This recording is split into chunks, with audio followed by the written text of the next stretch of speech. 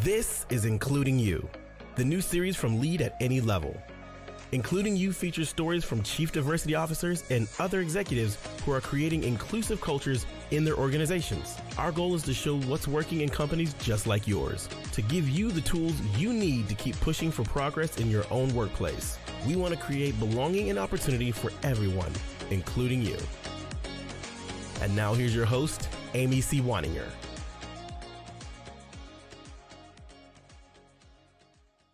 Welcome back to Including You. I'm your host, Amy C. Waninger, the Inclusion Catalyst. My guests today are Eric Conway and Nina Rodriguez. Eric is the Director of Talent Acquisition, and Nina is a talent acquisition recruiter at a company called solidcore. Solidcore is a high-intensity, low-impact, full-body workout on a pilates-inspired reformer. They will explain what that means in case you are not a pilates-inspired workouter yet. With the lights down and the music up, you'll find a stronger version of yourself by the first song change. That's the promise. solidcore employs 1,000 people across 100 studios in communities coast to coast. Eric and Nina, welcome to the show. Thank you for having us. I'm so excited to be here. Thanks for having us, Amy. Eric, can you just real quick explain to everybody kind of what solidcore is, what your business model looks like, and what the heck is a Pilates-inspired reformer for those of us who are athletically challenged? Yes, great question. solidcore at its base, as you mentioned before, it's a full body, 50-minute, high intensity, low impact type of workout. Our workout is geared on engaging the core. That's what our machine does. We call it Sweatlana. That's our internal name for it. But the purpose of that machine is really just you really challenging yourself. And I think that's the greatest part about our workout, where you can never plateau on a machine because it is all about how hard you push yourself. And people love our workout because you can go to one class or 500 classes and you can get the same type of workout every time. So it just brings people back more and more. That's great. And you've been expanding rapidly, Nina, is that correct? And you have studios all over the country. Can you talk a little bit about your footprint? Yes, that is correct. Like Eric mentioned, we're expanding very rapidly across all 50 states. That is definitely the goal. Or if there's 53, correct me if my math is wrong. I can speak specifically to the Northeast region. So I have one of the biggest regions at the moment. I spearhead the recruitment process for New York, New Jersey, Connecticut, and Massachusetts. And boy, I can tell you, we have so many clients who are so excited about the brand, and even more candidates who are more excited to join the team as a coach, part-time or full-time. I can definitely say our footprint has expanded, especially over the last year. There are a number of different political folks, celebrities, and normal people like you and me every day who enjoy solidcore and really see the benefit of it physically, mentally, and emotionally. It's fantastic. Now, with a brand like this, Eric, why is inclusion so important as an internal focus? Why does solidcore invest in inclusion initiatives? I think it's important that anytime that you are part of a space in the community, that you are really a part of that community. And I think we go out of our way just to not just have a facility in the local community. We engage in like local community activities so that way we can represent what the community represents. So you see us spearheading a lot of historic, monumental things throughout the year, and also very localized things within that community. So we can let people know that this building for our solidcore studios, and not just a studio, is really part of your community. And we want it to be part of people's homes so they can feel comfortable for that hour they're there. Some people take multiple classes, or they're like workout warriors. They might take 2 or 3 classes in a day, which is amazing, but they feel comfortable like this is really part of their community and not just a building on the street. Yeah, that makes sense, because if you're in the community, you want to be of the community. And Nina, what do you think it is about solidcore, about the internal workings of the company that make that community engagement happen? I think one thing that drew me, not just as a client, but as an employee of solidcore, is just the effort and the meaning behind diversity and inclusion for us. It's not just another word or a buzzword, I guess you can say, to draw more people in, but it's something that the company actually practices.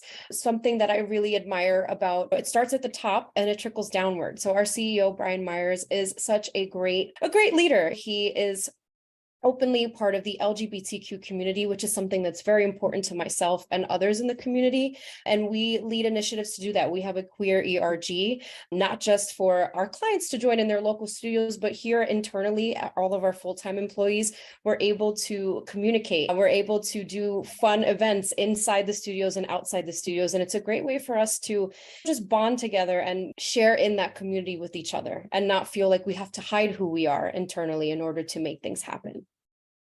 That's great. How many ERGs do you have, Eric? We have so many different ones. I can't say off the top of my head. We have it's just one whole community that manages the different ones. And I think we're always conscious of what's new or what we've taken advantage of. And maybe the feedback also from our clients, because even from an employee standpoint, we get those questions all the time about what type of things we represent, how inclusive we are in different areas. So we always taking the information back to Brian and saying, hey, here's an opportunity. If we don't have a group that might be underrepresented, can we look into this? And he's like, yeah, let's spearhead it. So I would say right now we have several ongoing ERGs that we communicate in and actually put out like newsletters about things that were going on, how we can participate, and anybody that wants to volunteer. And I think it's outstanding. They do like little game nights and events and things of nature. It's pretty cool. It sounds like you're doing a really good job as a company of creating community inside the company as well as engaging in the community outside the company.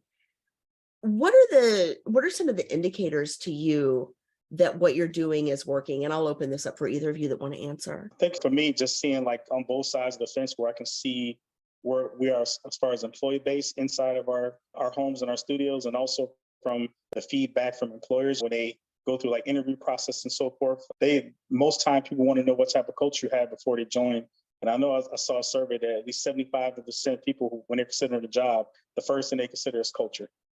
Minus the pay and everything else, they look at the culture of the company. So that really comes up about what we represent. And I think, as Nina alluded to, it starts at the top from Brian. He's spearheading.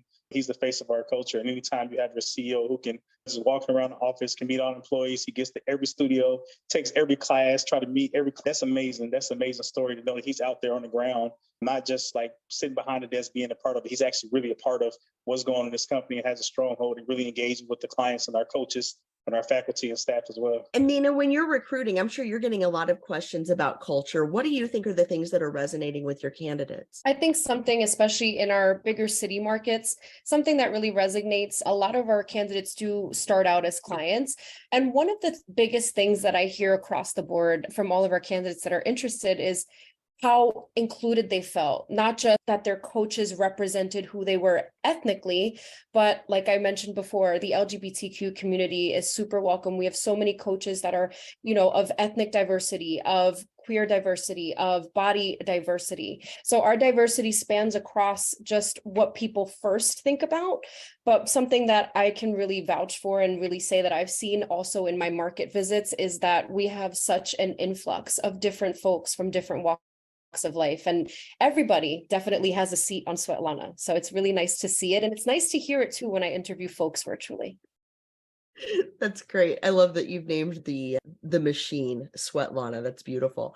So talk to me a little bit more about this notion of body diversity and body type diversity, because I think a lot of people, and especially people who come from communities that have been marginalized in the past, communities of color, queer communities, of course, as women, sorry about my dog, as women, it's almost, if you don't have body image problems, you're not a real woman. Like, it's so ingrained in us so early. And so I'm wondering, how do your studios ingrain body positivity and body diversity and make everyone feel welcome, even if maybe they've been excluded from fitness in the past because of who they are or how they present?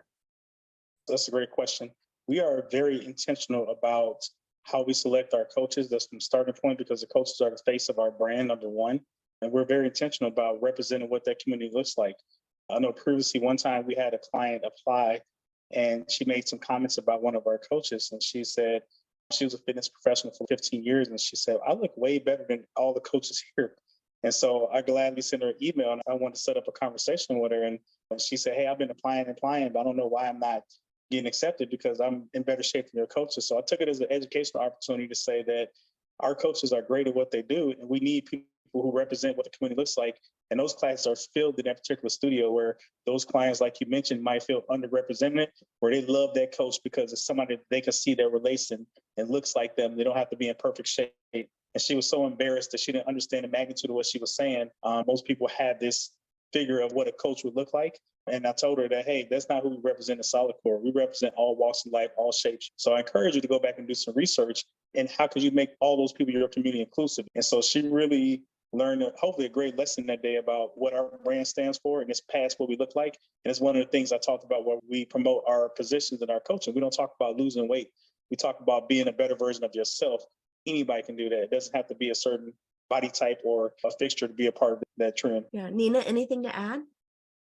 Yeah, I think another thing that really stands out about our brand as well is our verbiage and our language. As fitness professionals and as recruiters and all of the wonderful people that work for solidcore, we always keep in mind that strength has nothing to do with the physical or the aesthetic.